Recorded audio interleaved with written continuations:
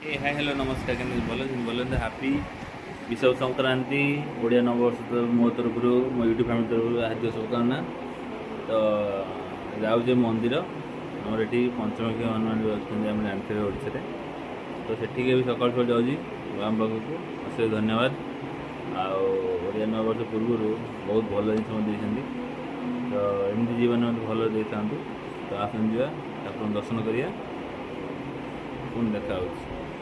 ତ ଯେମିତି କହିଥିଲି ଫାଇନାଲି ଆମେ ମନ୍ଦିରରେ ପହଞ୍ଚିଗଲୁ। ତ ଦେଖନ୍ତୁ କେତେ ଭାବବିଳ ଆତ୍ମ ସନ୍ତୁଷ୍ଟି ମିଳୁଛି ଦେଖିକି ଠାକୁରଙ୍କୁ।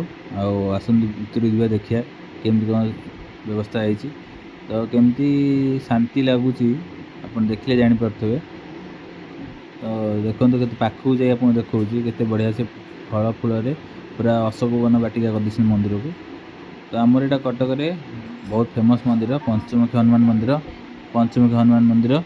ତ ଦେଖନ୍ତୁ ଆମେ ଦୀପ କିଣିଲୁ, ଦୀପ କିଣିକି ଗଲୁ ଦୀପ ଜଳାଇବାକୁ। ତ କହିଲେ କି ଆମକୁ ବାହାରେ ଜଳାଇବାକୁ, କାହିଁକିନା ଏତେ ଭିଡ଼ ରହୁଛି, ସେଥିପାଇଁ ଆମେ ସାଇଡ଼୍ରେ ଲଗେଇକି ଭିତରକୁ ଲାଇନ୍ କରିକି ଯିବୁ ଆରାମସେ। ଯିଏ ବି ଯାଉଛନ୍ତି ଶାନ୍ତି ଶୃଙ୍ଖଳା ଯାଆନ୍ତୁ।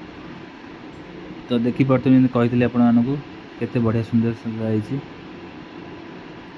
ଭକ୍ତିଭାବମୟ ସେଠି ପୁରା ମନ୍ଦିରରେ ଆଜି। ତ ଏତିକି କହିବି, ପ୍ରଭୁ ସମସ୍ତଙ୍କ ଦୁଃଖ କଷ୍ଟ ଦୂର କର ପ୍ରଭୁ। ତ ସେଠି ତ ମନ୍ଦିର ଦେଖେଇ ପାରିଲେନି, ଏଠି ଆଉ ଗୋଟେ ମନ୍ଦିର ଯାଇକି ଆପଣଙ୍କୁ ଦେଖାଉଛି ବାବା। ଆଉ ଦେଖିକି ଆପଣ ନିଶ୍ଚିନ୍ତ କୁହନ୍ତୁ କେମିତି କ'ଣ ଲାଗିଲା। ପୁଣି ଦେଖା ହେବ ନେକ୍ସଟ ବ୍ଲଗ୍ରେ। ତ ଦେଖନ୍ତୁ ବାବାଙ୍କର ଗୋଟେ ପ୍ରତିମୂର୍ତ୍ତି ଥିଲା ବାହାରେ, ସେଠି ବି ଟିକେ ଆପଣମାନଙ୍କୁ ଦର୍ଶନ କରେଇଦେଲି ଯେତିକି ହେଇପାରିଲା।